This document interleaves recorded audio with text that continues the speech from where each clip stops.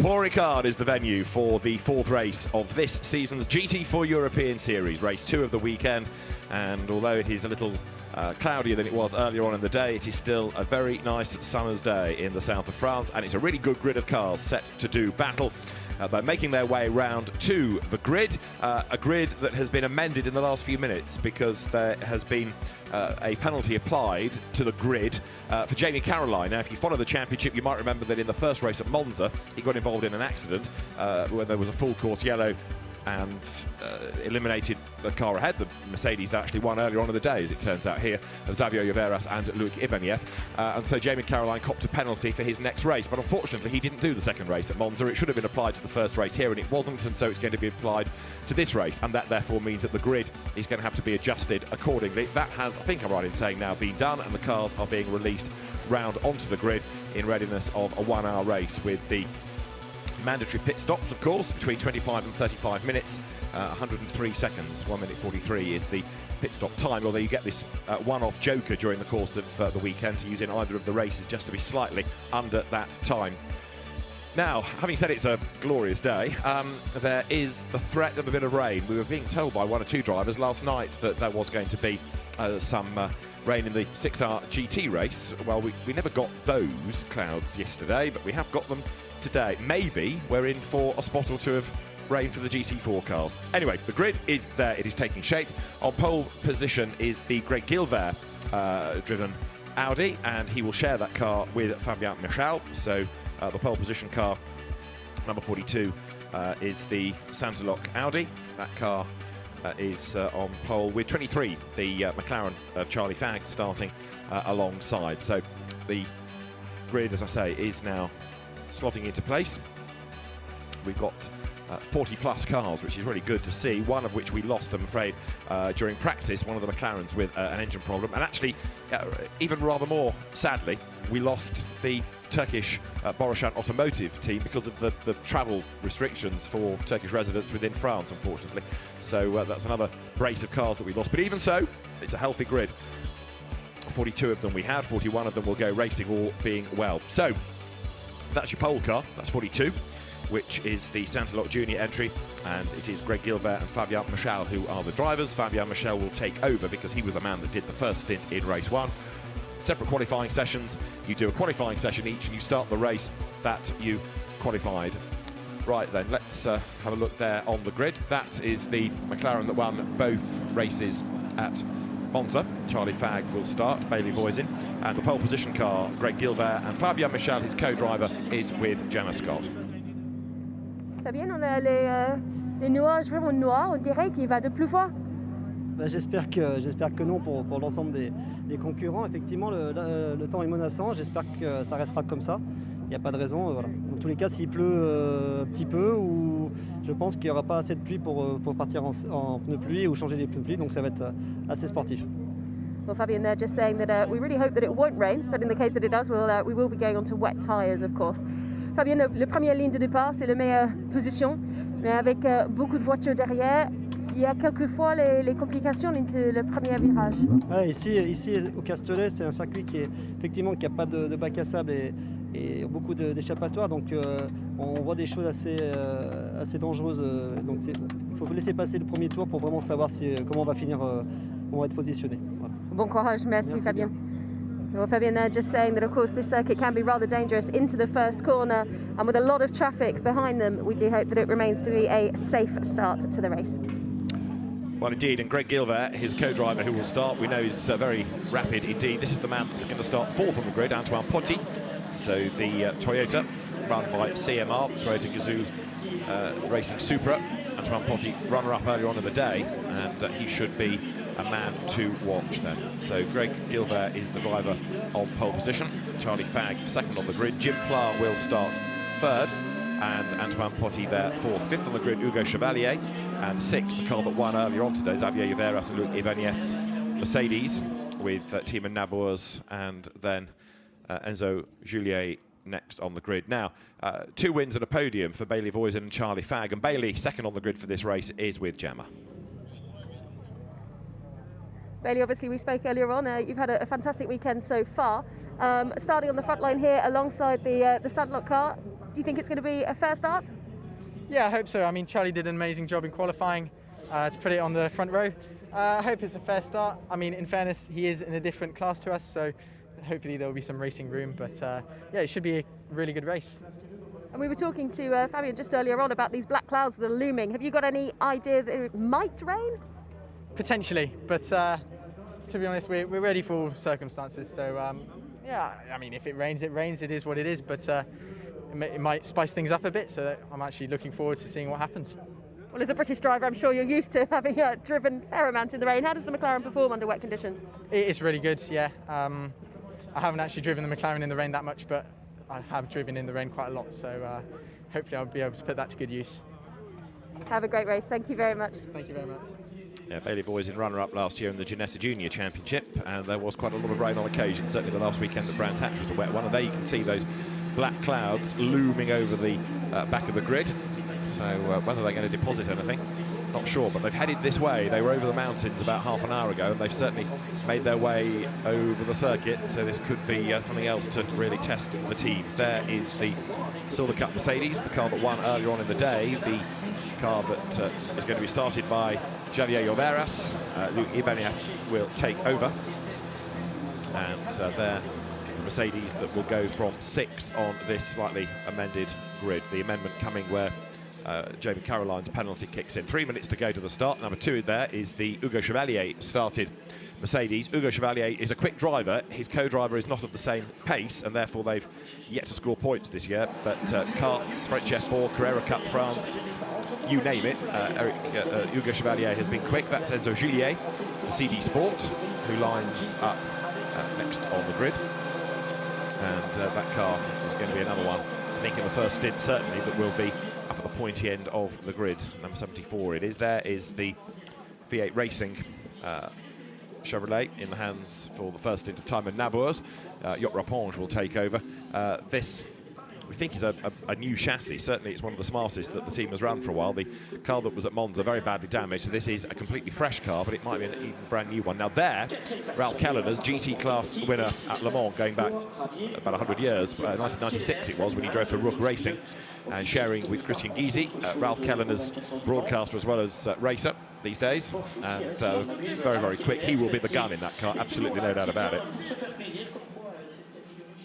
They're the second of the British-run McLarens from United Autosports stable, and Dean McDonald, who was on pole position at Monza, drives this car. That car on the inside of the grid. There, number 30, Loris Cabirou. He will share this Alpine with Vincent Beltoise. And there is Loris Cabirou with the car there, number 4 of Benjamin Lariche, lining up on the inside 11th on the grid.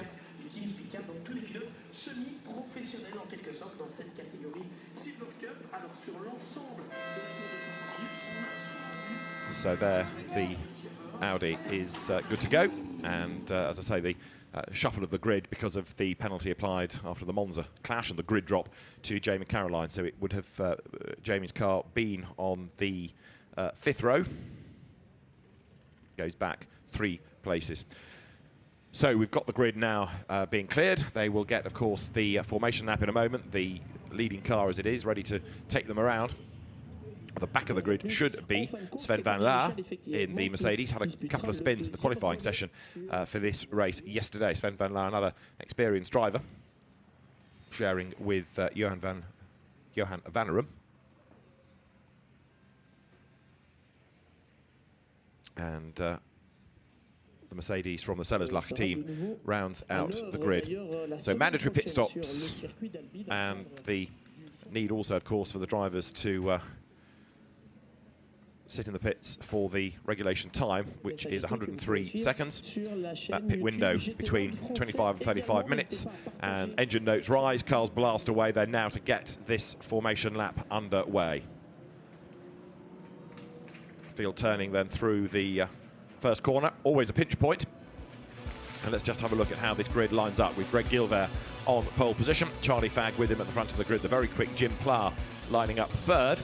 Antoine Potty will go from fourth ahead of Hugo Chevalier and then Xavier Lloveras. Seventh on the grid, Timon Nabours, and Enzo Juliet is eighth on the grid ahead of Dean McDonald and then Ralph Kelleners to round out the top 10 ahead of Benjamin Lariche and Loris Cabirou in the Alpine. 13th is Constantin Lachnauer and Jamie Caroline next on the grid after his grid drop ahead of Timothée Bure and Tom Canning. Pierre Courroy is 17th ahead of Antoine Leclerc, Max Busnelli 19th and Nikolai Muller-Madsen a long way back 20th, but he could be one to watch ahead of O'Neill Mutt.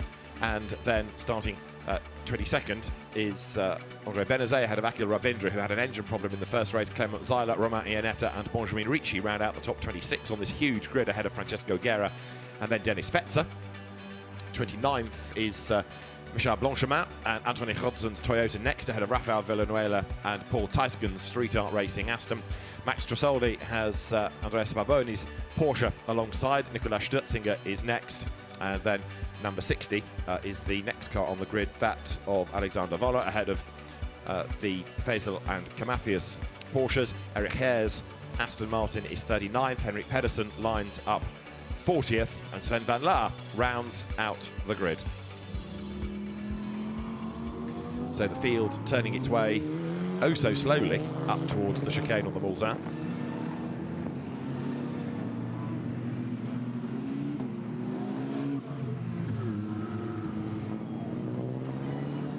Real bottleneck there. So the cars, not quite sure why they're going so slowly.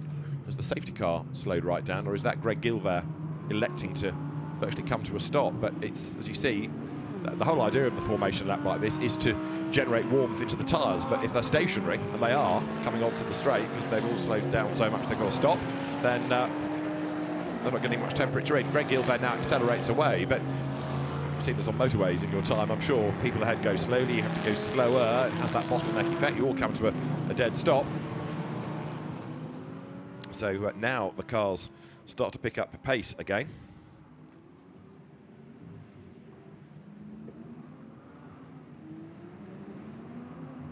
But slightly quirky, that was going on.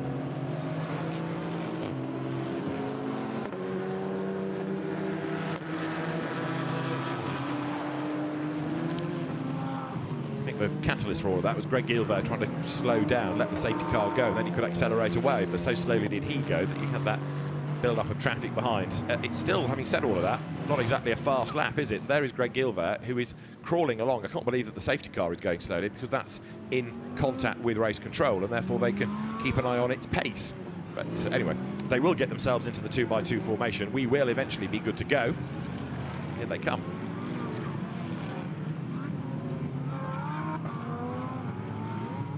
Great variety. Audi, Alpine, Porsche there, Mercedes, Toyota, Aston Martin, more Audis, more Mercedes, more Porsches. You've got BMW in the mix as well. So GT4 continues to go from strength to strength. 77 Audi is the car that Romain Iannetta will start. The Formula Renault, Formula Ford, NASCAR Euro Series, sports car race at Le Mans, you name it, very experienced driver is Romain Iannetta. And many of the teams you'll have spotted as the entry list was going through on that grid are French, because the French GT Championship runs purely for GT4, not GT3, but only GT4 spec cars. So it's inevitable at the moment that the European Series has a lot of French teams within it. There at the very back is the 18 Aston Martin. That's Henrik Pedersen, who's raced Legends in Denmark, coming into European GT4 this year. And the cars now start to make the run up towards the Virage du Pont. In a moment, they will accelerate up towards the timing line and race 2 for the GT4 European Series this weekend, the 4th race in the championship this year. Will get underway. Zandvoort is next, a totally different sort of circuit from that we have here then, as the cars make that run up through the Virage du Pont. It's the tight right that in some cases you'll drop down to first gear just to make sure you've got the run out of the corner of the drag in a straight line. Lights on the gantry are red. Lights will blink green now to get the race underway. Good start by Greg Gilbert, and going with him is Jim Pla. who's on the white line, then the blue paint on the inside. Antoine Potty makes it 4 wide, getting up alongside the McLaren there, look, of Charlie Fagg, and Pla leads Greg Gilbert. Round the outside and off the road goes Charlie Fagg. He's not the only one to go off the road. 2 more do it on the inside. Others get forced out wide on the outside of the circuit there as well. So they managed to wriggle just about safely through the first couple of corners. One of the Audis there being forced out from Team Speedcar. I think that was Pierre Courroy. But down they come then through the chicane for the first time. And Jim Pla leads the way, is there for 3rd place. Antoine Potty tries to get at the inside line of Charlie Fagg. The McLaren gets run out wide. Back onto the circuit. Also trying to defend from Hugo Chevalier in the Mercedes right there behind him as they come through Saint-Baume for the first time. Big spin there, and one of the Audis goes around. It's the Ionetta Clement car. Romain Ionetta in the middle of the road. So far, so good. Everybody just about avoids him. Fearful of yellow flags flying there. One of the Mercedes, I think it might have been Sven van Laar, got very, very close indeed then as the cars make the run through the chicane for the first time. This is on the Mistral Straight. Lloveras, number 15, winner of race 1 today, forces Loris Cabirou's Alpine out wide over the curb. They were possibly being a bit more circumspect in race 1, mindful that they had limited repair time, but the first couple of corners of the race have been a bit more gung-ho, haven't they, as they come now onto the Mistral Straight.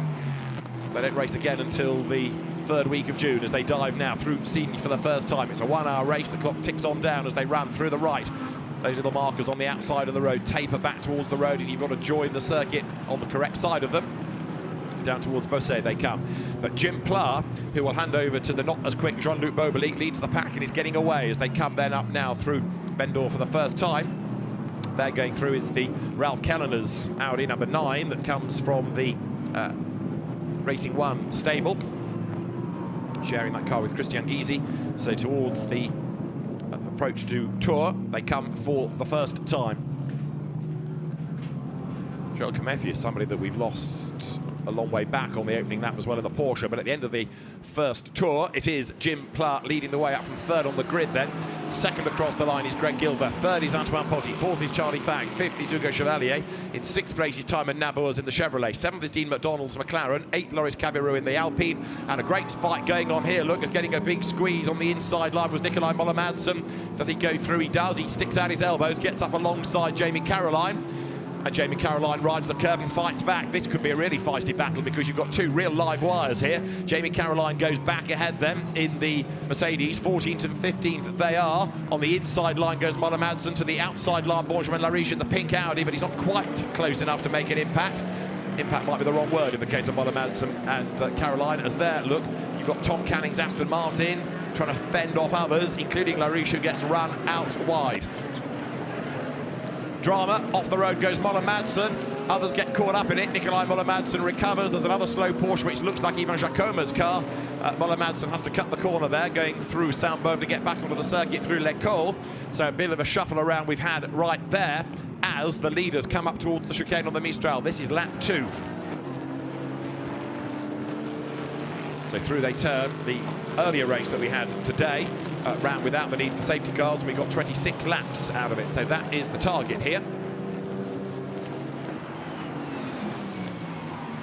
Jim Pla hustles on, flicks the car through Signes, rides the curb there, back onto the pad and up now towards Beausset. You can see another of those markers lying on the inside of the road. Really quick corner that, of course. Track limits policed by those markers, and if you go the wrong side of them, then you get yourself in strife. But as long as you rejoin with those markers on your left, then you're okay. There, 22 is the black Porsche, the recovering car of Nikolai Moller-Madsen. But he's about to lose out, isn't he? Because Anthony Hodgson gets up the inside in the Toyota, levels with him as they head up now towards Bendor. And there is the other quick Toyota in the hands of Antoine Potty. Came oh so close to a win earlier on in the day, but couldn't quite take the advantage away from the Lloveras Ibanez Mercedes. 9/10 of a second back at the end.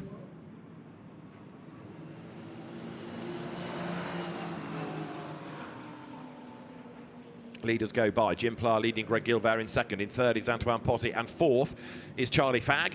There they are. A little bit of a gap opens up, and look at this traffic jam coming out of the Virage du Pont. This is sort of 12 and back. Everybody else in the race virtually running in a line. 9/11 goes through. Antonio Sbarboni, former GP3 racer, and we're getting news of another incident that has occurred between Ivan Jacoma's Porsche and also 38, according to the timing screen. We don't have a 38, so let's go with 36 possibly instead of that, which would be the Antoine Leclerc driven car, but 38 we have not. So there, down towards the exit of the chicane, comes this midfield pack, including a rather battered Toyota. That's number 3, the car that is started in this race by Andrea Benazet. Retired on the opening lap of race 1. Wilfried Casalbon got involved in a skirmish, and the start and turn 1 being looked at by the officials here just to make sure that everything was done as it should have been. So there, up towards the Mistral chicane, number 70, Jamie Caroline. At the start of this lap, he was in 15th place. It's his full name on the entry list for GT4 European Series of Jamie Lee Caroline. But Jamie he is, very definitely. His dad Lee, granddad Dave, used to be a very rapid oval racer, and it was from the ovals that Lee came as well into circuit racing. Now there, Dean McDonald gets up the inside of Hugo Chevalier, takes Loris Cabirou's Alpine with him. So all of this now is for 6th place, and Dean McDonald goes through, and Cabirou tries to get up past the Mercedes as well there, which gets run out wide over the curb. Now he comes under attack from Lloveras on the outside line, and also in the mix there is Lachenauer in number 27 there in the Aston Martin. Konstantin Lachenauer sitting on the back of that train as they come now up towards Tours once more. Fastest lap thus far, Jim Pla, the race leader, and he's trying to get away from and succeeding in getting away from Greg Gilbert as they, the Mercedes, run together. Lloveras right on the back, you see, of Hugo Chevalier as they head up towards the timing line. So the leader goes through, Jim Pla ahead of Greg Gilbert, 0.8 of a second the margin between them. 0.4 back is Antoine Potty, and slightly surprisingly, given how well the car qualified, Charlie Fagg not yet being able to take the fight to them. But there are other drivers like that. Lloveras, who's going to have a lot of work to do, and so is his co-driver, Luc Ibaniev, because that car is dropping back and about to lose the places. Round the outside, good effort that by Konstantin Lachenauer. And the next one to come up and have a go by the look of it is going to be Ralph Kellener's. It is the Audi number 9 on the inside there. Look, as they drop down towards the chicane, Kellener's brakes late, rattles over the curb. Lloveras gets forced out wide. Make your own arrangements, says Ralph. He's coming through. More attack on the Mercedes, look, because they're a lunge up the inside. That was by Timothy Bure, I think I'm right in saying, as they came down to the braking zone. Bure busy battling with Enzo Gillier, and now onto the Mistral straight. So Lloveras put off his line a little bit by the battle with Kellener's, and then life became a whole lot more complicated. Bit of a bash in the side, but they got away with that. Replay here. And was it 88 or was it 74? It was number 74, in fact. Enzo Gillier was the one that came up the inside and clattered into the side of the Lloveras Mercedes, but didn't actually force the issue. Bit of self-censorship there, gave back the place. I mentioned that Joel Comethius had dropped to the very back. Well, he hasn't actually done a sector of a lap, so I'm not entirely sure the car even got into the race properly. So there you have, going the wrong side of the markers, both of the McLarens, in fact, out of the UA stable, coming through Signes.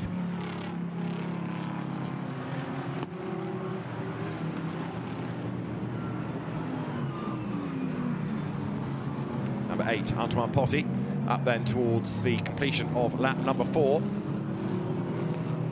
Still going strongly, that Toyota. The race leaders then wriggle their way up towards the completion of another lap here. So 23, Charlie Fagg runs 4th. This is the car that's 3rd, Antoine Potty. Toyota, classic modern racing. You see from the sticker on the back, it's a Silver Cup car. So is the McLaren, so is the Chevrolet there. Timon Nabours goes through ahead of Dean McDonald, and it's a Pro-Am 1-2, and then Silver's 3rd, 4th, 5th, 6th and 7th as they come across the line.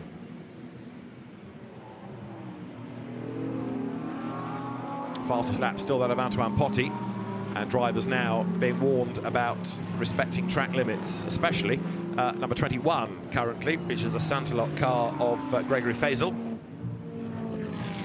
Aston Martin runs out wide. Lachenauer comes then under renewed attack, look, because up on the inside line there goes Hugo Chevalier. Chevalier in the Mercedes has the inside for the next corner, goes through. Another good thing about GT4 racing, apart from the fact that it gives really competitive stuff, is that with limited aero, you can see the cars moving around, especially on a quick circuit like this. Lloveras round the outside of Kellener's, off the road, back on again, but he's on the outside line there for Saint-Baume, up towards L'École now. Back onto the Mistral straight they come.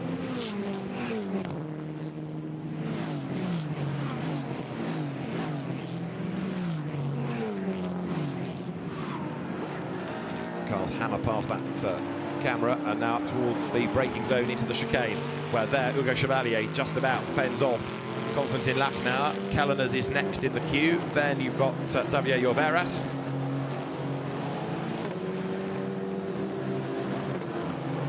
This is the run up along the fast second part of the Mistral Straight. Bit of a climb there up towards Signes. Way off the road there has gone the Alpine. Back on goes Loris Cabirou, but that kind of thing, if you continue to do it, is only going to get the officials excited in race control. Lachenauer back up the inside there, look of Chevalier, and this time he's through, and he makes the move stick, does he? Yes, so the Aston Martin fends off the Mercedes as they wriggle their way through the approach to Bendor now, on towards Village, that fast right-hander.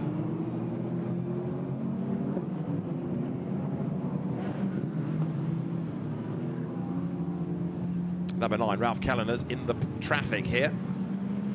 Works quite nicely, the livery on the Audi, doesn't it? The blue graduating to white, but he's lost a place as up the inside line goes Lloveras. So Xavier, who won the earlier race, now having to work hard here to try and get through the traffic, because the danger is while he's stuck there, he's giving Ibañez even more work to do in the second stint of the race.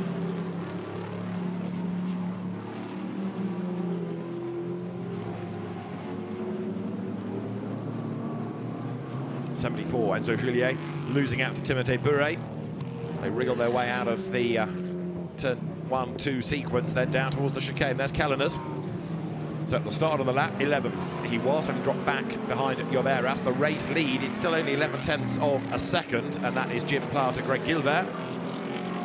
Interesting, isn't it, that the pole car runs second, the one that qualified third leads the way.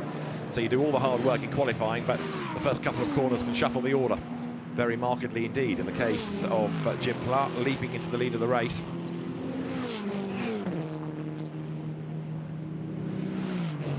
Flash of the lights there from Xavier Lloveras as he comes up onto the back of Hugo Chevalier, trying to force an error out of number 2 Mercedes then. There the NM Racing Team car on the back of the CD Sport entry. Then you've got Kallinas in the Audi right behind them. Lloveras goes a little bit deep into the mid part of the chicane, and up the escape road there has got Timothée Bouret. So he's going to have to be careful where he rejoins, not to have gained an advantage out of all of that. He doesn't force the issue against Kallinas. Jim Pla, by the way, fastest lap of the race last time through, the Mercedes leading by just over a second.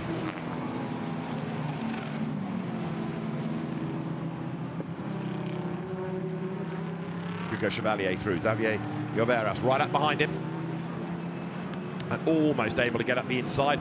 Both of them going deep into Beausset. The problem for Lloveras is that he's got Ralph Kallinas right there behind him. They ride the curb coming out of Beausset up now towards Bendor. Through the left-hander. You can see the Toyota getting away up the road. Antoine Potti said that leading, what, 4, 5, 6 cars well clear. Great battle rages on at the bottom end of the top 10, but they're costing themselves time here, so busy squabbling are they. And if you're, for example, Luc Ibañez, you're going to be really cross at your co-driver for losing time by being stuck in all of this traffic. A safety car, of course, would change the complexion greatly. Greg Gilbert has now done the fastest lap of the race, but if we don't get a safety car and you've lost time in the first stint, then you're really going to be stuck.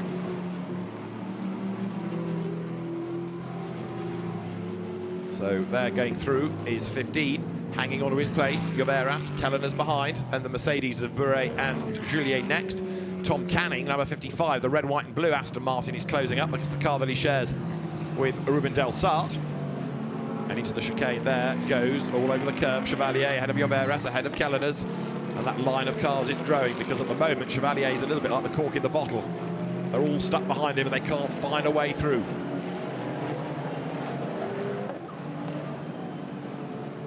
Replay here of one of the Astons rotating. Which one was that? Getting it wrong. So 89 conceivably the Eric Hare, Nicolas Gomar car, and down in 38th place Eric Hare when he came across the line. Didn't qualify very well either, as Lloveras commits to the inside into the chicane and he goes through. Number 15 Mercedes then picks up the place. It's a good clean pass. Ralph Kallinas tries to do the same thing in the Audi then now. Through they turn once more onto the Mistral Straight, out of the chicane, back up the hill towards Signes, this slight climb past the SRO Race Centre on the right, and then into the corner itself. So there is Lloveras. Now, can he get away? Can he start to gap Chevalier behind him and do anything about the traffic up the road as Kelleners now comes up to have a go at the Mercedes number 2? Chevalier fending him off as they run deep through the right-hander of Beausset. Kelleners gets a squeeze up onto the curb. Very, very experienced racer at Le Mans, amongst other things, is Ralph Kelleners, but he loses out there because Timothy Bure goes ahead of him. And also in the mix, you've got Enzo Juliet in the 74 Mercedes, both of those cars being run from the ACA and CD Sport stables. So 2 of the Mercedes top teams. And it's also CD Sport that runs number 2 of Hugo Chevalier. As you see the cars here come out of the Virage du Pont. And there, Jamie Caroline battling with Tom Canning, trying to gain ground, in fact, as they work their way up towards the line once more. Being warned about track limit offences is the Team Full Motorsport Christophe Amon Isham Blanchemin Audi. As their Chevalier turns through. Kelleners back up on the inside of Bure at turn 1, and he goes through. The Audi is coming through, so Kelleners using all of his experience and guile there to jump up past the Mercedes.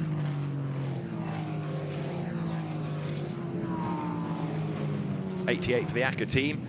That is Timothée Bure. And look at this great scrum of cars. Jamie Caroline has just got himself up past Antoine Leclerc's Alpine. The Alpine in turn has got Benjamin Lariche in the pink and white Audi there, stuck behind. It also illustrates how well in GT4 racing the balance of performance works, because you've got all of these different brands all in the line, all being competitive, all racing evenly. So through goes Kelleners, back up into 11th place, but that, I fear, is going to be a car that drops away, because Christian Gysi didn't qualify as well as Kelleners did in his respective session yesterday morning. Kelleners gives the curb a big whack there going into the chicane. Jamie Caroline onto the back of Tom Canning as they come onto the Mistral straight once again.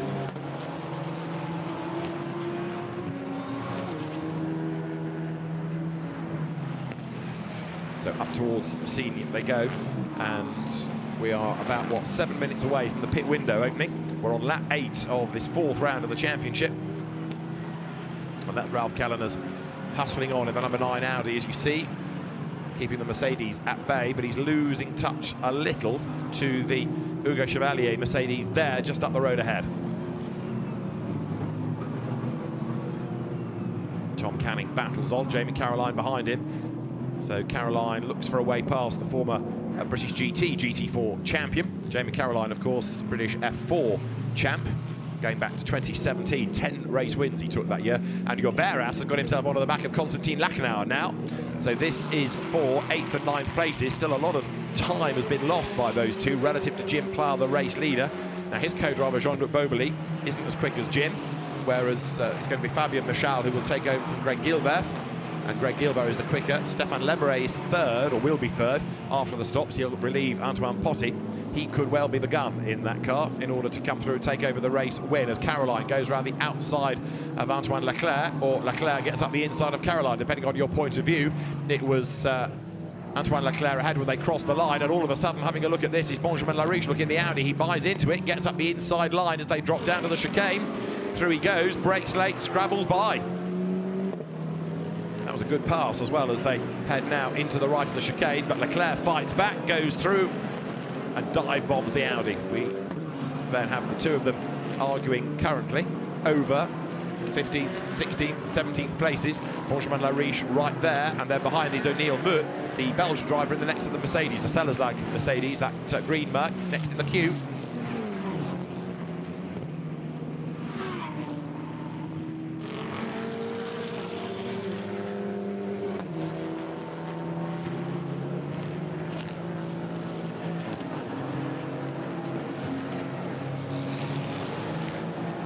Way up the curb there, under attack, Benjamin Lariche, but he runs out wide and takes the Alpine offline with him, and a car with a problem. Look, off the circuit, it's one of the Mercedes. Now that suggests a punctured tyre if it's off the road like that and limping up towards Seat, trying to keep out of everybody's way. Now, which Mercedes is it? Is that the Lloveras car? I think it might well be. So is that number 15 in the background? You see it running wide at Senior. So Javier Lloveras, by the look of it, has got a puncture. He's pulled off the circuit to keep out of everybody's way as O'Neill Muck gets into the back of Antoine Leclerc. But disaster potentially, if I'm right in saying it's the race 1 winning car. I'm trying to find a sector time for it to see whether it has indeed dropped back. Yes, it's lost 6 seconds in sector 2, so it's got to be the number 15 Mercedes that suddenly has picked up a drama. So we'll get to that in a moment as the cars here come up towards the end of the lap. Now, in the GT3 race yesterday, quirkily, lots of Mercedes seem to have a spate of tyre dramas, and now we've got a Mercedes, by the look of it, with a tyre drama in this GT4 second race. Over the line come the leaders then. So it's Pla, Gilbert, Potty, Fag, Nabours, McDonald. Cabirou is 7th, 8th Lachnau, and then everybody behind moves up.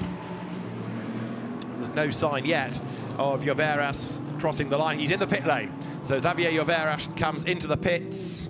There is the Chevrolet. That is Timon Nabours going for 4th at the expense of Charlie Fag. But the race 1 winning car then in the pits. And can it stay on the lead lap? It's going to have to make a second stop anyway, of course, for the driver change. And it may even be that having got to the pit lane, it's picked up some damage. There it is. So it looks like a front left has gone down. And so slowly down the pit road comes Xavier Lloveras. Be very, very frustrated about that. And instantly the teams will think, well, if it can happen to one, can it happen to another car? Could it happen to us? There you've got Charlie Fag just ahead of Timon Nabours. Now, it might have been a bit of contact with another car that caused that. Might be something else, but the team and the Pirelli technicians will have a look. In the meantime, the car is, I fear, going to go a lap down. It's been in the pits for a minute, and having lost time, of course, on its way in. It was 34th anyway, so a bittersweet day for Lloveras and Ibanez. There, in the meantime, Charlie Fag in the McLaren, keeping the V8 Racing Chevrolet at bay.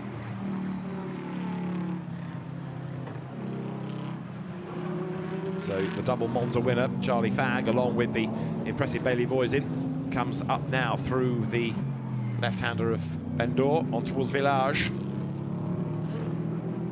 And the Chevrolet having a really good run, admittedly, with the long straights here. It's the sort of circuit that favours the Chevrolet, but a much, much better weekend than they had at Monza, where the car was badly damaged early on, or the other car that the team has was badly damaged early on. So Timon Nabours then comes down towards the Virage Dupont. Growls its way up towards the timing line and past the pits.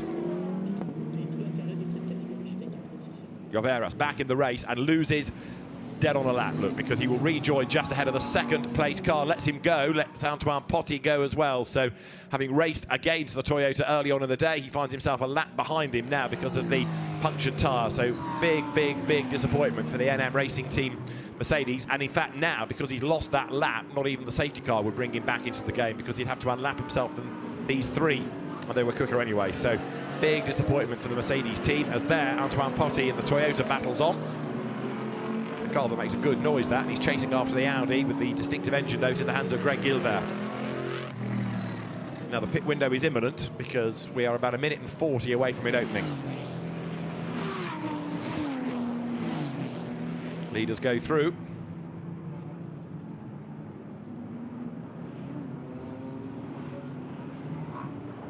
Braking hard there is the Audi, so number 42, Greg Gilbert, chases this car, the race leader Jim Platt, doing a very good, impressive job hanging onto the race lead and trying to build the gap for Jean-Luc Bobelic to maintain in the second stint, partly for the overall win, but mainly really for the class position. So Platt to Gilbert, that gap down a fraction to 1 second.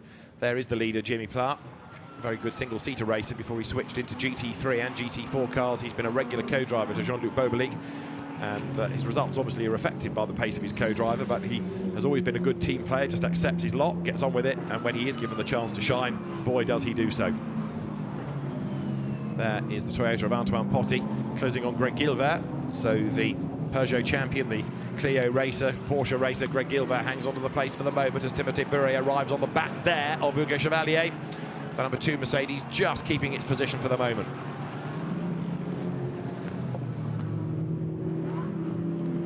Through they turn once more with Buret, look, under attack from Enzo Juliet, Carter turned GT racer. Interesting to see how many of the young Silver Cup drivers are bypassing single-seaters virtually now. They'll do a year of F4 maybe, and then straight into a GT car. So more and more opportunities for them in GT racing than single-seaters, it would seem, these days, as Bure gets up the inside. Very evenly matched, these two Mercedes. The CD Sport Car number 2, the 88, entered by ACA ASP, is the one with Bure at the wheel, and in the pit lane, as the window opens, in early old off you comes Tom Canning to give way to Ruben Del Sart. But that might be a shrewd move to get out of the traffic and put the other driver in. So the pit window is open. And Chevalier back ahead of Bure there, look, as they come through turns 1 and 2. Bure out wide. That enables Enzo Julier now to get up the inside, and number 74, the second of the CD Sport Cars, goes through. Next target, his teammate in number 2, Hugo Chevalier.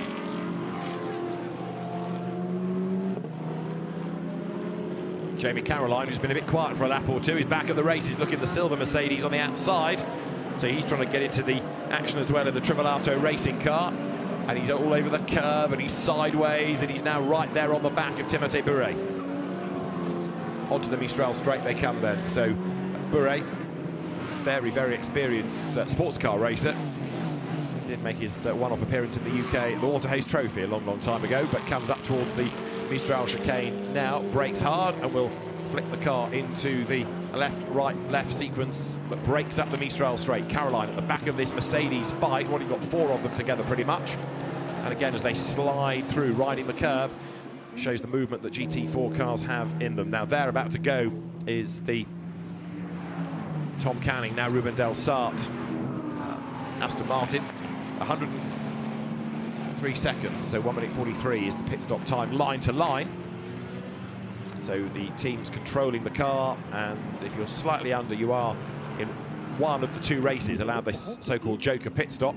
And out has just gone Ruben Del Sart, 1 minute 43.8. So the window open. Jim Pla here, the race leader, comes through, makes the run up towards the line.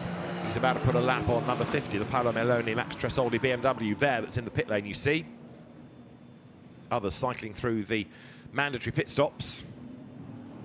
And it's a narrow window, just the 10 minutes, to make sure that you can't, as the gentleman, pay the bills and not do very much and let your quicker co-driver do all the hard yards and take the result for you. So the 2 drivers do have to play an almost even contribution here. Fastest lap, Jim Pla, quicker again, 2 minutes 14.193. He's 2.2 seconds clear of Gilbert. This is the fight for 4th, look, where Fang is ahead of Nabours as they drop down towards the chicane again.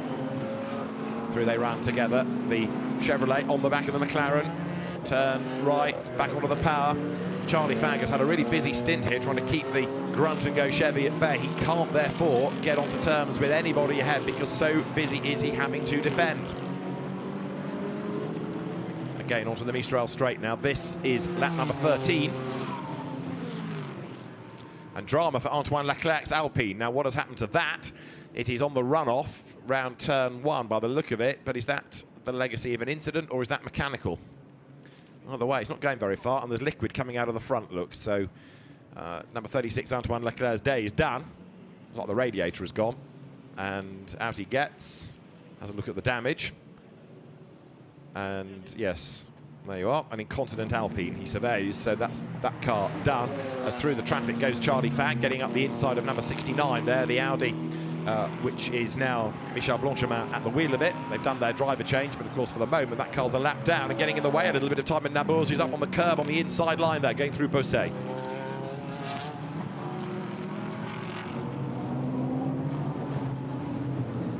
Now that Audi, under normal circumstances, should be able to run at this kind of pace. But for the moment, slopped back in behind, having lost that lap.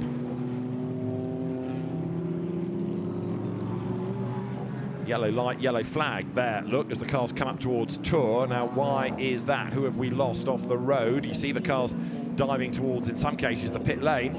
And car 36 it is that has stopped, so that's where Antoine Leclerc is. It wasn't at the start of the lap, it was right at the very end there, coming into Virage Dupont. So they've got the car out of harm's way, and now we can go green once more at Virage Dupont, as with half the race gone, leaders go through, and we've done 13 laps. Now, where is the best of the stoppers? Konstantin Lachner, the highest placed driver that has come into the pit lane. Still Fag fends off the Chevrolet, as that is the leader. That is Jim Pla. So through he turns. with that advantage creeping up over Greg Gilbert, now 2.9 seconds between the top two, and Antoine Potty in third place. It's still Fag, Nabours, McDonald running out the top six. Kelleners is seventh, and they're a lap down, but running on the same kind of pace as the leaders. Really frustrating for him, Xavier Loveras. 32nd he is now. And of course a lap down, and he's going to drop further down when the car makes its regulation stop to be given over to Luc Ibanez. Now there, being delayed a little bit in traffic, is Greg Gilbert. That is Andrea Benezet and Wilfried Casarbon's Toyota, which gets in the way of the Audi and almost lets the Antoine Potty Toyota benefit. It does. It gets its nose in front onto the Mistral straight. So the change for second place is imminent, and it's happened. Antoine Potty goes through. So one Toyota gets in the way of the Audi, other Toyota, the leading Toyota, goes through, clears the back marker as well on the inside at senior. So Greg Gilbert is going to be really irate about that. What can he do going into Beausset to get ahead of the slower car? Nothing. Potty is escaping, while Benezet is, for the moment, if you like, getting in the way. He can't clear the other Toyota, and as a consequence, now he's also got the lapped Mercedes of Xavier Lloveras right up behind him. So Greg Gilbert, all of a sudden, is going to be getting very frustrated indeed. And number 3 Toyota then, it is now Wilfried Casarbon who's taking it over after the pit stops, gets out of the way, lets the Audi go, gets the message. So Gilbert is released. Does he bail for the pit? No, he does not. I think Lloveras has just made a dive for the pit lane to give way to Luc Ibanez. The sister car of Rafael Villanueva goes through, stays out for another lap. Villanueva down in 28th place. That car has made a pit stop. Not a great race for Porsche, I'll tell you. You've got to go a long way down. 14th to find the leading 718 Cayman, which is Nikolai Moller-Madsen, ahead of Max Busnelli's car. But right now, as the leaders work lap 15 out of a possible 24, because that's what we had in the first race, there is number 20 Porsche getting in the way ever so slightly of the race leader, because Jim Pla just catches up to the Allied Racing entry where he doesn't need to, but he gets through on the inside now, and the Porsche drifts way out wide there, slithers out of the way. That is now Konstantin Dressler, having taken over from Dennis Fetzer in that car. And Konstantin Dressler then accelerates away. Now, number 89 is under investigation for speeding in the pit lane. 89 is the Eric Hare, now Nico Gomar, AGS Events Aston Martin. Eric Hare giving the car over to Gomar. Here, look, Caroline is on the back of Chevalier, almost in the back of Chevalier as they head into turn 3. Round Saint-Baume they go now, towards the Mistral straight out of L'École, and there is Kelleners giving way to Christian Gysi. There is number 74, which is the Enzo Juliet Mercedes, another of the CD Sport entries, and that now goes the way of Sebastian Bode.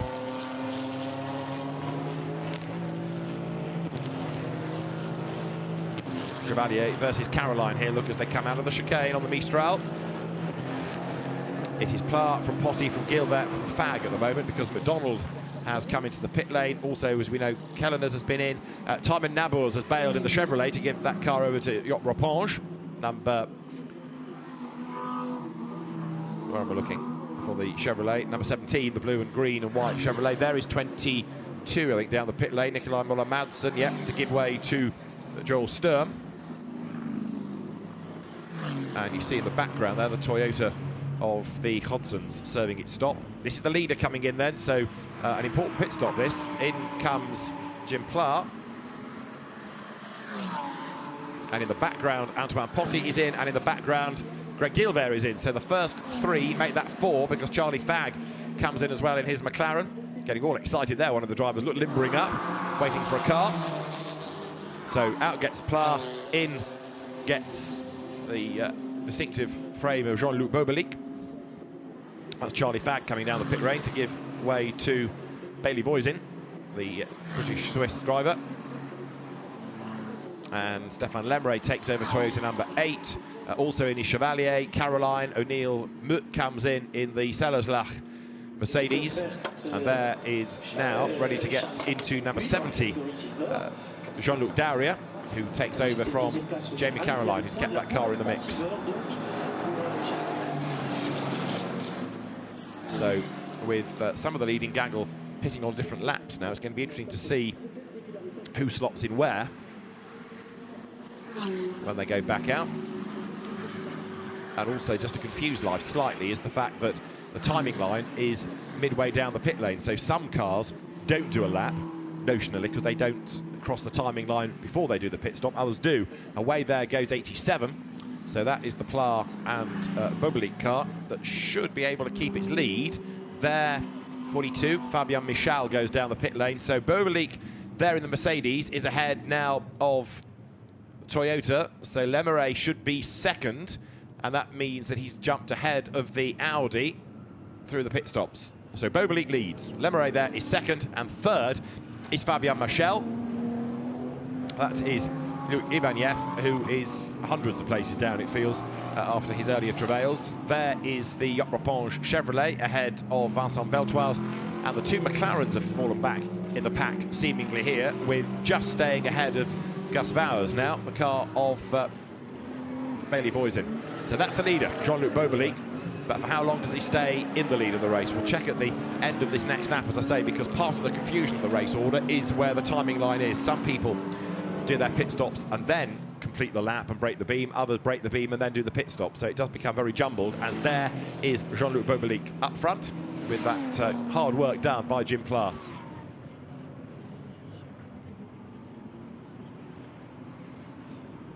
Pit window is now closed, everybody having done the regulation stop. 23.5 minutes of the race remain. So now we need to start looking at sector times to see whether Bobelik is going to be caught by that car, the number 8 Toyota, in the hands of Stéphane Lemaire. That's the 1-2. Third, you can see the Audi of Fabian Michal. And then it's quite a big gap before you find anybody else for fourth. And is that now going to be Yacht Repange in the Chevrolet there? That should be fourth. Fifth, the little Alpine of Vincent Beltoise. So it's the United Autosports McLarens that have dropped back, seemingly, on the pit stops.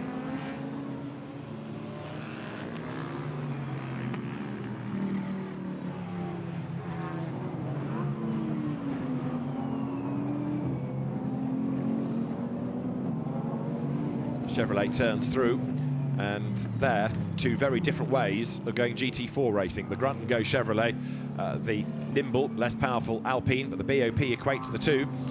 Ibanez way back, but showing what pace that car has got, because he's right on the back of them, number 42 now with Fabian Michal at the wheel. So at the end of 16 laps, it should be Jean-Luc Bobelik in the lead, and it is. There he goes with, in second place, Stéphane Lemaire, 2.2 seconds back in the Toyota. Third, Fabian Michal. And then for fourth place, over the line goes the Chevrolet of Yacht Repange. Vincent Beltoise is fifth in the Alpine. Sixth is going to be the brace of McLarens, really, with Bailey Voisin just ahead of Gus Bowers. But it was a slowish stop from the Bailey Voisin McLaren, 1:49.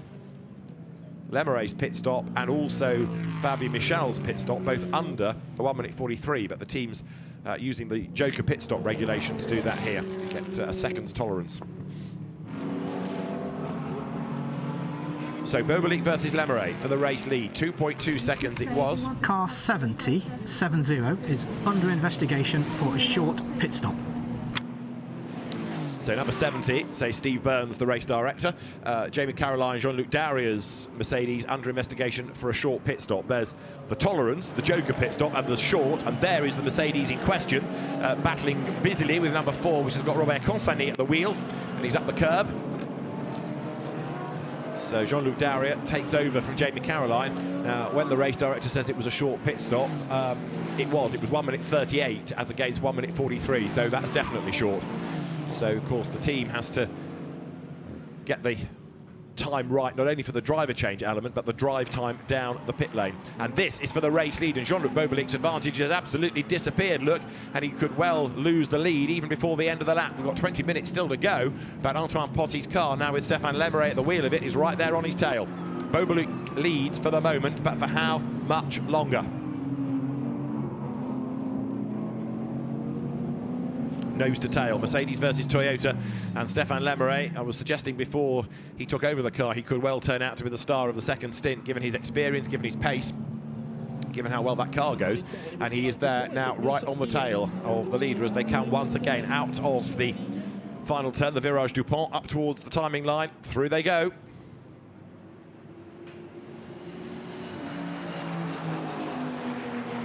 So past the pits, Bobelik hangs on at least for the end of the lap, but he's only 4/10ths up the road now relative to Lemeray. Steward's decision, car 70, is a 4-second stop-go penalty for a short pit stop. 4-second stop-go penalty for car 70 for short pit stop.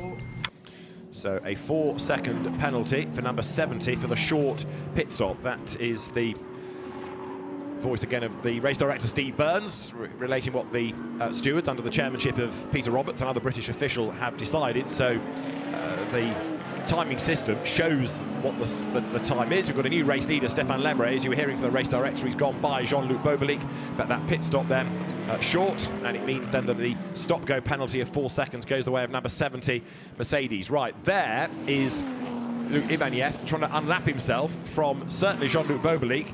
And again, the massive frustration here is that he's got the pace to run with the race leader, but he's a lap down. He's going to get up past the 87 Mercedes under braking, surely, for the Mistral chicane. As he does, goes through. Whether or not he's going to be able to unlap himself from the Toyota is a moot point. But there, number 42 goes through. That's Fabien Marchal in 3rd place. And is he likely to be caught by Yop Raponge in the Chevrolet? It's interesting the way the McLarens have dropped back after the pit stops. But number 70 then is heading for this 4-second stop and go penalty. 18 minutes on the clock there, with the floppy markers at Senior having long since been dispatched. Going through is the Yop Raponge Vincent Beltoire's battle, and then the McLarens have got themselves together. The blue and orange arrows run together with Bailey Voisin ahead of Gus Bowers. There is 27, which is now César Gazot, who's taken over from Konstantin Lachnauer, and that car, keeping out of trouble, is in 8th place. Paul Everard's Mercedes is 9th, and Sébastien Beau's Mercedes is rounding out the top 10. The leading Porsche is Joel Sturm in only 17th place right now. So the Caymans have really struggled around here, with now 18 minutes still to go.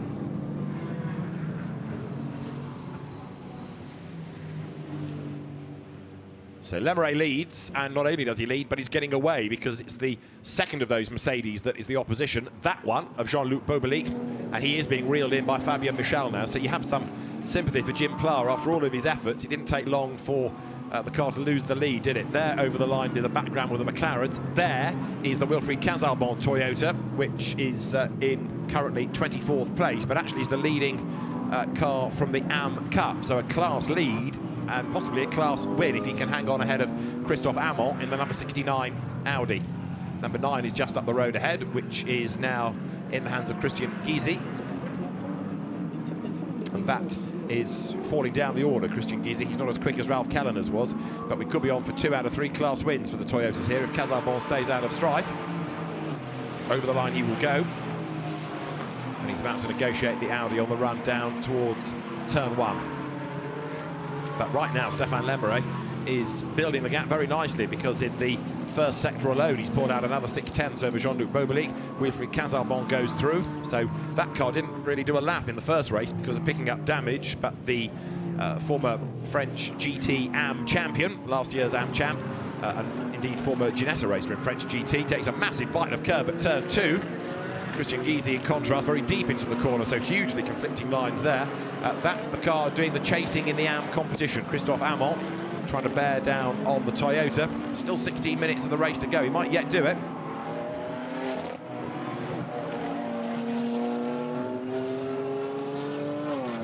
So through they turn onto the Mistral straight once again here.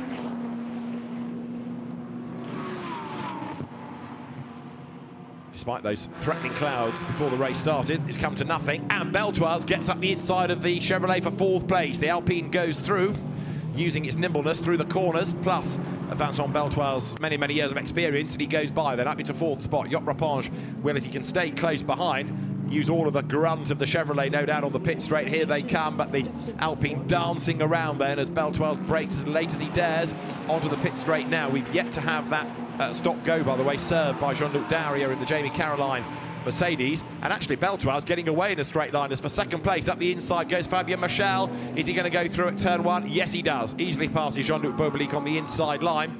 And that also is the change of lead in Pro-Am. 2nd overall, but a new Pro-Am leader. Number 42 then, Fabien Marchal it is, who picks up the advantage. down towards the chicane. Again, they use a big chunk of curb. Heading down towards Saint-Baume then now on lap number 20. And the clock ticks on down. Laps at the moment hovering around the 2:17 mark, with Stéphane Lemeray now being able to consolidate the advantage a little in there, the race-leading car. Into the pit lane has come Jean-Luc Dauriat to get that 4-second stop-go penalty out of the way. Having done so, there you see a good fight on track number 5 up the inside line to try and wriggle through the traffic. That is the Team Speed Car Audi of Pierre Courroy.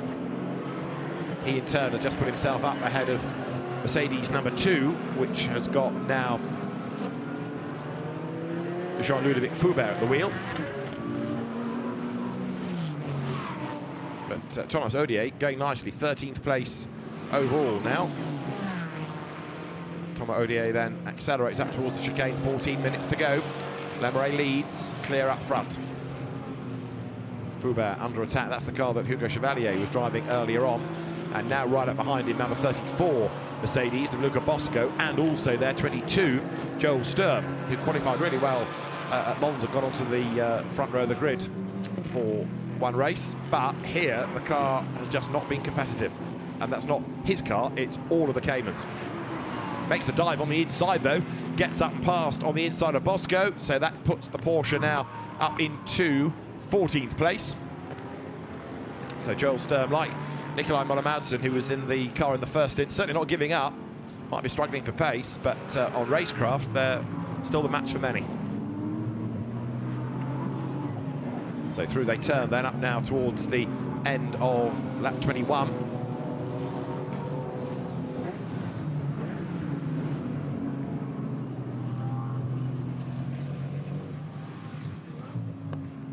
Number 22 Porsche then. Joel Sturm at the wheel, a little bit of damage on the front, but we know that Nikolai Moller-Madsen got involved in a skirmish early in the race as their Bobolik goes through. Now he's going to be under attack soon, isn't he, from the Alpine? Vincent Beltoise for the podium is a real possibility. Interesting that Jock Repange, having lost the place, hasn't been able to stay with the Alpine, despite the fact that he's got all of that grunt on the straight. But the Alpine, great looking car that, and for many seasons in the French GT4 scene, we've had them looking competitive. Comes now way wide onto the Mistral, but if you think back to when we had the international GT4 races in Bahrain supporting the Nations Cup that year, it was Alpines that were amongst the cars to beat. And there, with the Chevrolet towering over it in the background, the Alpine, the nose dipping, comes now towards the chicane. Further back, the McLarens have been split apart because César Gazzo has got up past Gus Bowers. Bowers fights back, look on the inside line as they break now, coming up towards the chicane. And off the road, because he couldn't turn into the corner, goes Gazzo. And he's gained an advantage out of that very definitely, because he's also jumped ahead, look, at Bailey Voisin. Does he give the place back? He should do. And he's got to orchestrate this right, so he will slot back in behind one, but ahead of the other of the UA McLarens. So Bailey Voisin carries on 6th, but César Gazzo drops back away from him now. The way that he didn't have much pace coming out of Senior made me just think he was going to give the place back also to Gus Bowers. Maybe the team saying on the radio, you ought to do that just to avoid any hint of a penalty. There is Jock Repange then, coming through in the Chevrolet. Jean-Luc Bobolik is about to lose another place. So as he comes now up towards the timing line, it is Lemeray, Michel, and then this battle pack for third. Bobolik, Beltoise, Repange. How many places is Bobolik going to lose before the end? Still 11 minutes of the race to go. There he is, third in the race at the moment, but he's got 4th and 5th bearing down on him as they come through turn 1. And Beltoise lines up. He's got the line for the next corner, and the Alpine just eases past the Mercedes. Jean-Luc Bobolik tries to brake late, but he's hung out to dry on the outside line. The Alpine uses all of the curb on the in and goes through. Next one is going to be Jock Repange up to challenge Bobolik. So Beltoise with 10 minutes to go gains the place. Makes the run now, once again, up towards the Mistral.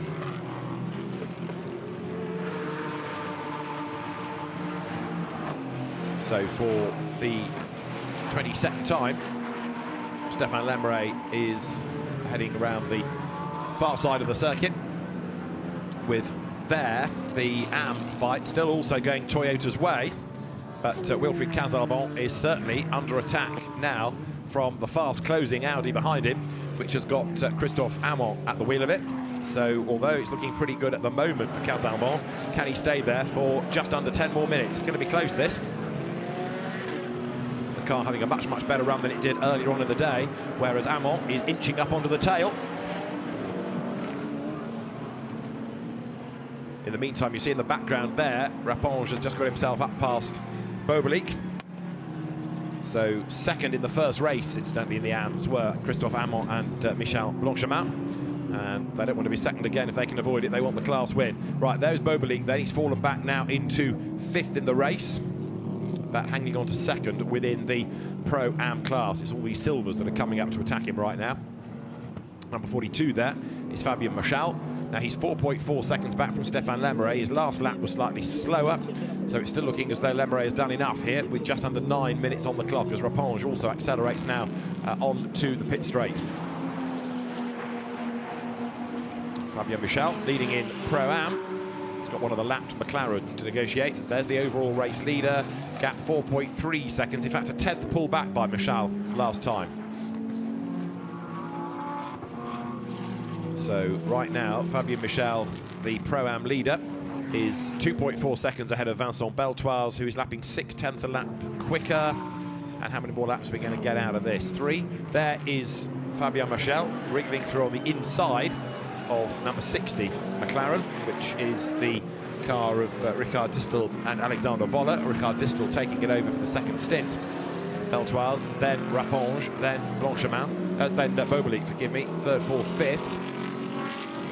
But can Beltoise get up with Michel for 2nd overall before the end of the race with less than 8 minutes to go? It's possible. How much Fabien Michel cares, bearing in mind he's a class leader, is a different story altogether, because the class win is what he's after and the points therefore, but he would also like the pride of being 2nd overall. There's Casalbon still under attack from Christophe Amon in this AM competition. 2 of them coming through together, way out wide over the curb, exiting the first sequence of corners. There was Casalbon.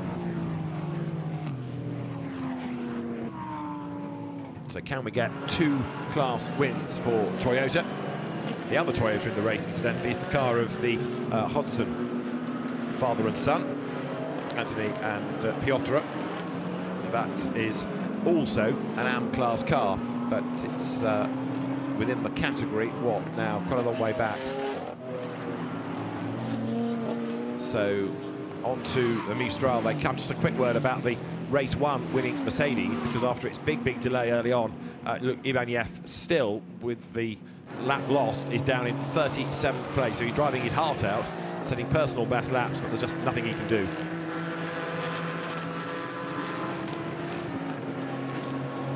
Fastest lap still out of Jim Pla from earlier on.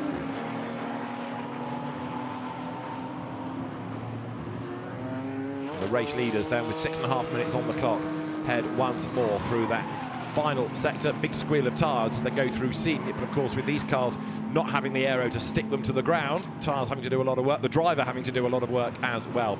There you see the gap between the AM leading cars. Casalbon's Toyota ahead of Amon's Audi. Through they swing then, now to make that run once again on towards here, Bendor.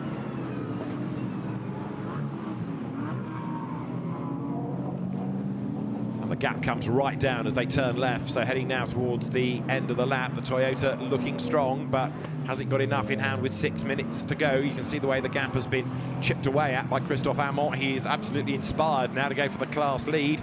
Can he dive up the inside at Virage Dupont? The answer is no. Onto the pit straight once again, and a driving standards flag there for 22. So that is the Allied racing car of Joel Stern being warned about track limits. 5.5 minutes to go. We're on to lap 24, so I think we're going to squeeze one more lap out of this race than we did the first.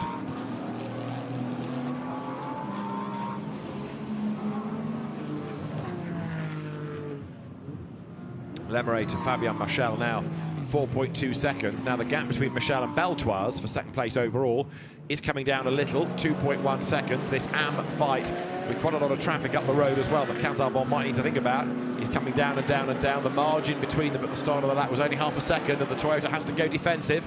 There is third Beltoise, fourth Yacht Rapinge behind him. For the AM lead, almost side by side, Christophe Amont on the outside in the Audi, gets run off the road. Both of them go wide, and therefore Casarbon will maintain the advantage. Christophe Amont has to slot back in behind him as they run to the chicane now. Another one being warned about track limits currently, incidentally, number 55, which is Ruben Delsart's Aston, as Casarbon snakes under braking, brakes very, very late, tries to correct the car without losing too much time, gets away with that, flicks out of the chicane, now back onto the Mistral straight.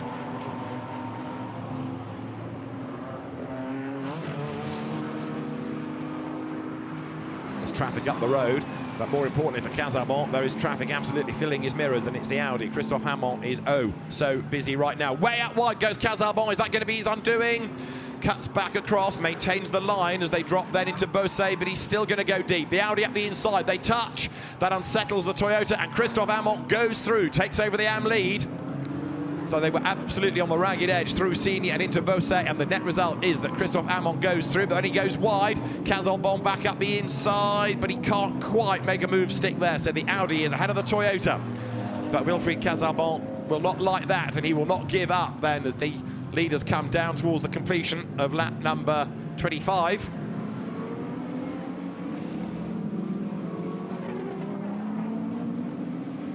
So through they turn. Leaders go by, and this AM contest puts them now 22nd and 23rd overall. So the race leader, Stéphane Lamoureux, is on his 25th lap, and he is going to be able to squeeze certainly one more out of it at the end of this. He's in the middle sector, so with a flying lap at the moment being a 2:16. Where's the Toyota? There it is. So it should be the last lap that he will start this time around, I would offer you. Second place is still Fabien Michel. The gap is down, though, 3.6 seconds. The last lap was 6/10 quicker by the Audi. So Lamoureux, I think he's driving within himself, but Michel can't afford to because he's got Beltoise crawling all over the back of him now.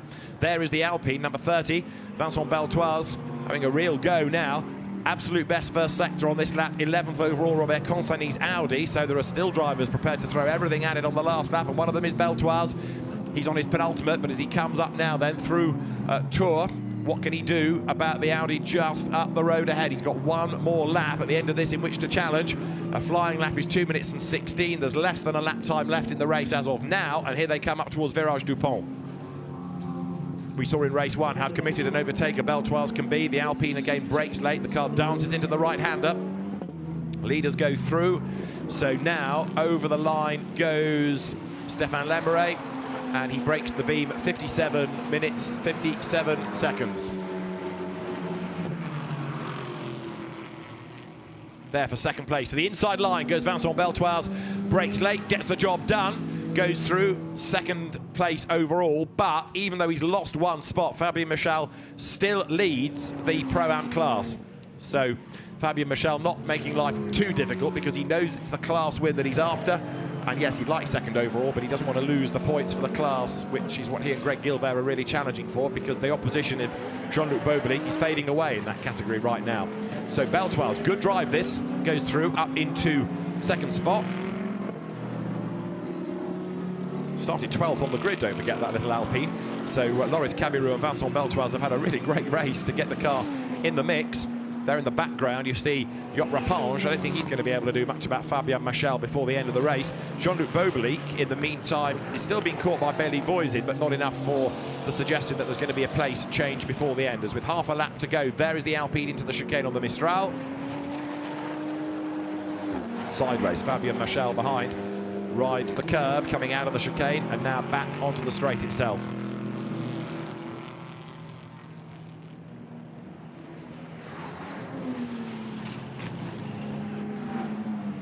So race leader Stéphane Lamoureux has had a very good drive in this race, taking over from Antoine Potty. The car had its maiden outright win at Spa last year, and the Toyota GR Supra, GR for Gazoo Racing, comes then up towards the left-hander of Ben Dorr. It's not a Toyota Gazoo Racing best effort as yet, carries the pseudo colours, but it doesn't yet run under the Toyota Gazoo Racing banner in this championship, as the GT4 entry does in the UK, for example.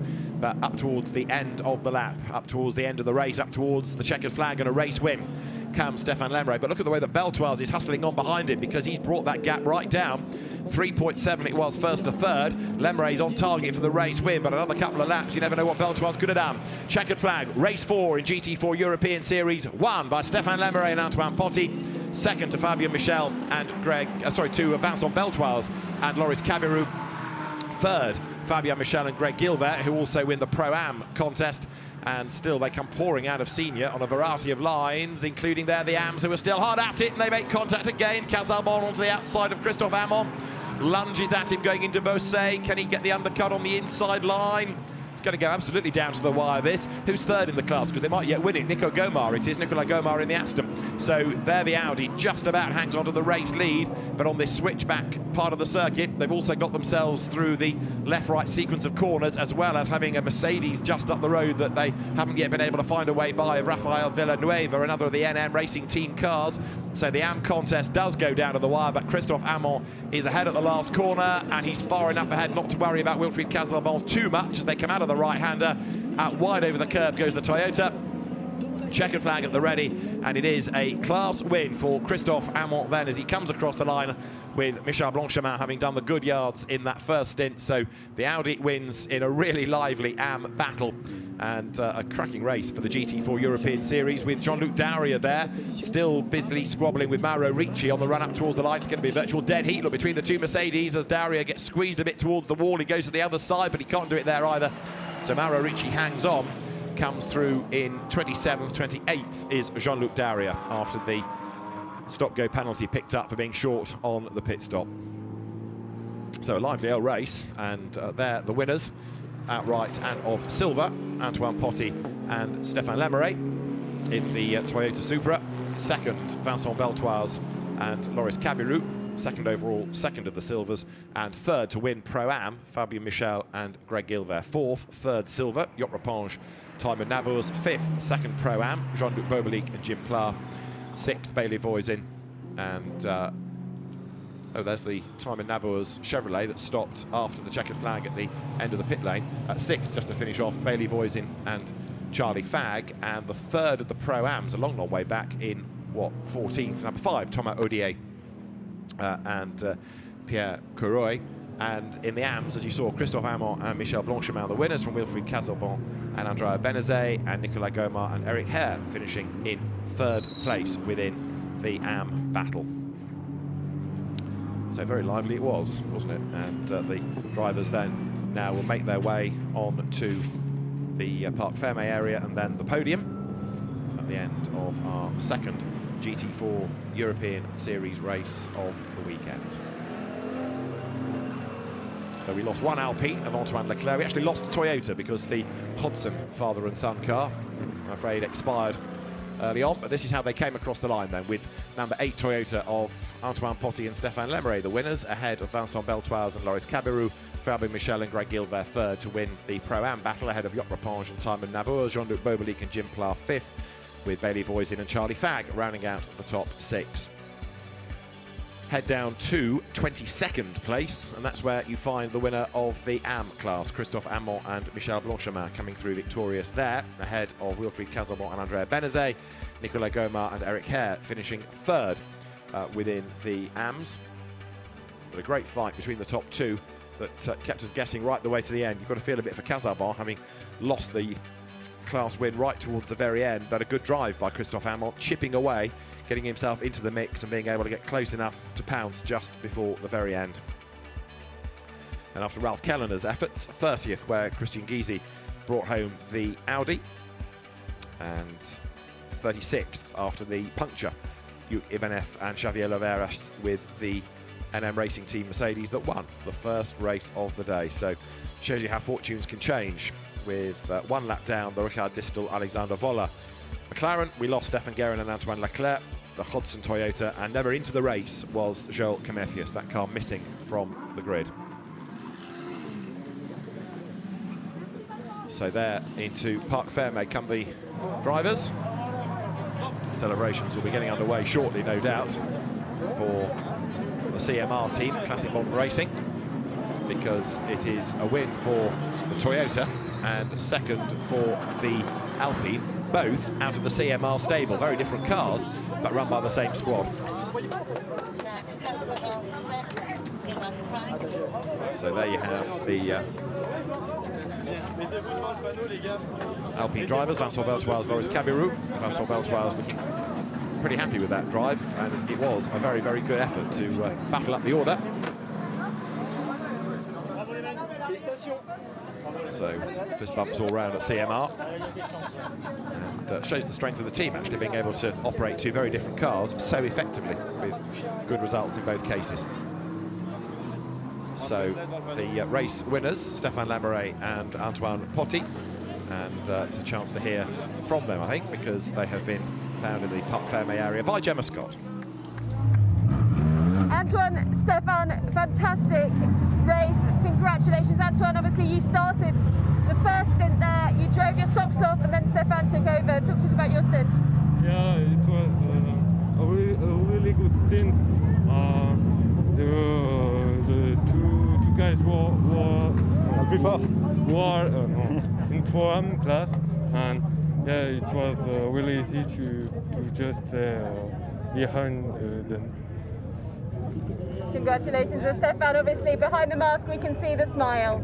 Yes, it's great. So, thanks to Antoine, because he did a really great job. He was as good as the pro driver in front of him, so it was really a great stint from him.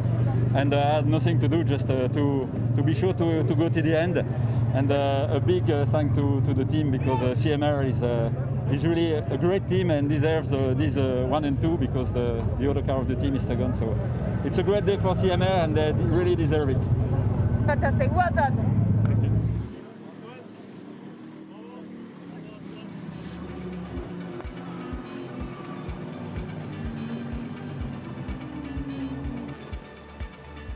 Impressive job done by CMR operating the two cars, the Toyota and the Alpine.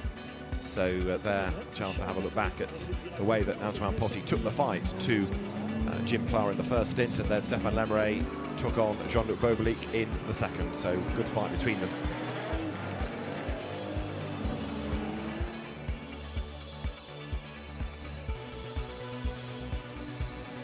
Let's have a look at the best bits, and there were many of them of race 2 for the GT4 European Series. It was Greg Gilbert that charged away from the line, but from the second row of the grid, Jim Pla was on his toes right from the start, muscled his way up on the inside line, and soon relieved Greg Gilbert of that race lead as the cars swung their way into turn 1. Antoine Potti was third, as running out wide Charlie Fagg in the McLaren. And then the 40 cars battled their way down through the chicane. One or two hard luck stories early on, as for example, number 4 Audi was run out wide of Benjamin Lariche, and even more of a drama befell 22 as Nikolai Müller-Madsen got turned around, and that cost that car a lot of time. 13th it would finish at the end of the race. Hugo Chevalier's number 2 Mercedes was busy, and Eric Hare had a spin, a hair-raising spin perhaps, coming out of Beausset. Ivan Jacome was rather assaulted by number 21 Audi as they battle their way through the Santalot car of Gregory Faisal.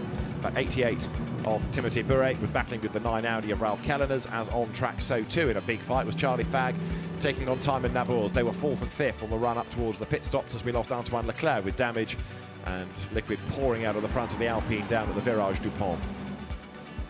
Pit stop window was a busy 10 minutes as the mandatory driver changes cycle through, and it also resulted in Jean-Luc Bobelic coming out ahead of Stéphane Lamoureux, and it wasn't long before the lead would change. Good battle going on as well lower down, where you had the Alpine of Beltoise getting up past Jock Rapange in the Chevrolet, and so too was there a good fight in the AM contest. Wilfried Caselmont's Toyota being caught by the Audi of Christophe Amon, and eventually the Audi would dive through at Beausset. There was contact between the two of them. Caselmont didn't take it lying down, but it was the Audi that won its class. It was the Toyota of Antoine Potti and Stéphane Lamoureux that won outright.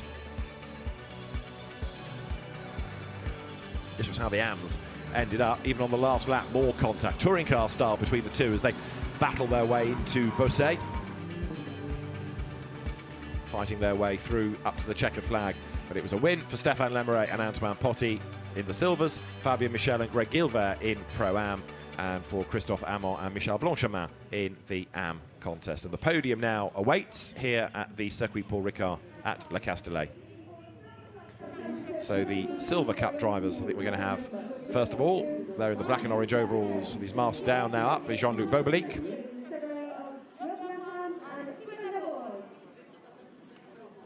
So who do we have first? It's going to be the silvers, is it?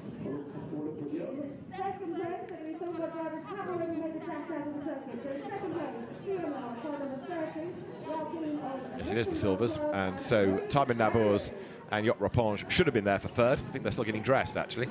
Second placed drivers for the Silver Cup, namely Vincent Beltoise and Loris Cabirou, should be there somewhere. So they are slowly but surely being tempted to the podium. Right, that's your second place silver crew of Cabirou and Beltoise. So for deuxième place, they take their second place trophies and go to the podium. And then the winners of silver, namely Antoine Potty and Stéphane Lemeray, will be next up on to the podium. So this 1-2 for CMR, as the point was being made, the team operates two very different cars, the Toyota and the Alpine. More experience with the Alpine. It's a car that's run for quite a few seasons now, but they're the Toyota drivers then, Potty and Lemeray, up onto the podium now.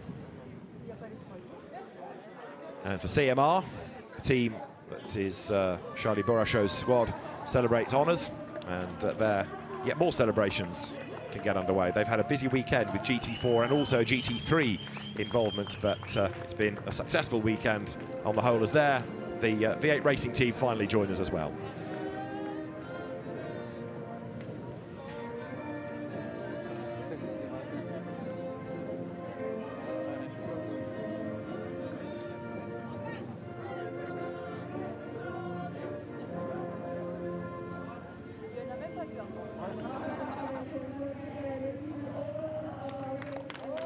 So celebrations for the Silver Cup winners, despite the Chevrolet stopping just after the flag. Third in the class for Tymon Nabours and Yop Raponge. Second for Loris Cabirou and Vincent Beltoise. And a win for Antoine Potty and Stéphane Lemeray in the Silver Cup. Now we turn our attention to Pro-Am, where for third place coming up to the podium are the Team Speed Car Audi drivers Thomas Odier and Pierre Couroy. Then for second place, Jean-Luc Bobelic there, Jim Pla behind him, the Mercedes drivers. Jim Pla led, I think, pretty much all of his stint, but in the end, that car finishing in second in the class. The class winners for Saint-Loc, the Audi drivers there, Greg Gilbert and Fabien Michel, and Sébastien Chatel's team taking honours. The Saint-Loc squad, again, another team that has been busy this weekend in GT3 as well as GT4 terms here at Paul Ricard. So the French team celebrates honours here in the Pro-Am contest in the GT4 European Series.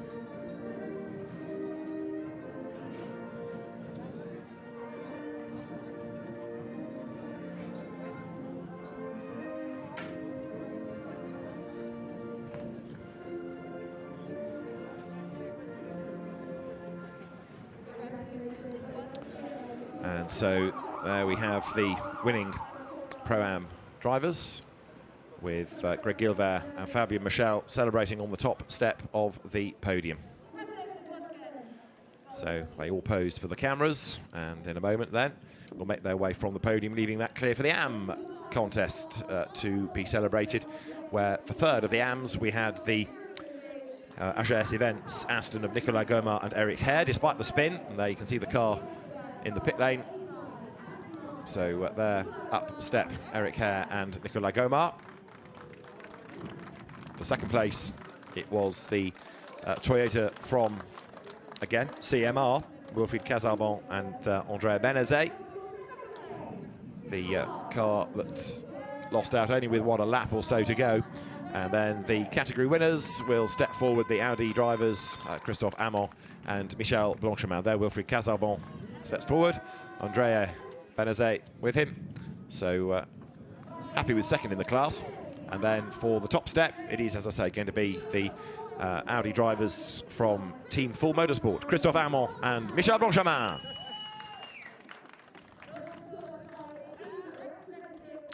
So a great battle we had right to the wire in the AM contest. And the winning drivers then on the top step of the podium. And the team represented, of course, as well, that being Team Full Motorsport, the French squad.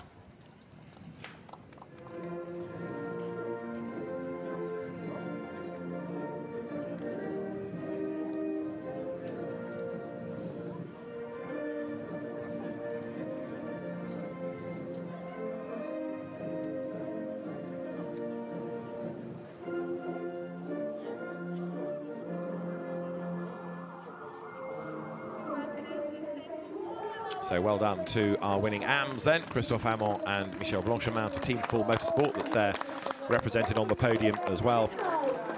And so that should, I think, be pretty much it from the Paul Ricard podium. The drivers make their way down, take the trophies, and there Paul Ricard finally falls silent after 3 very busy days.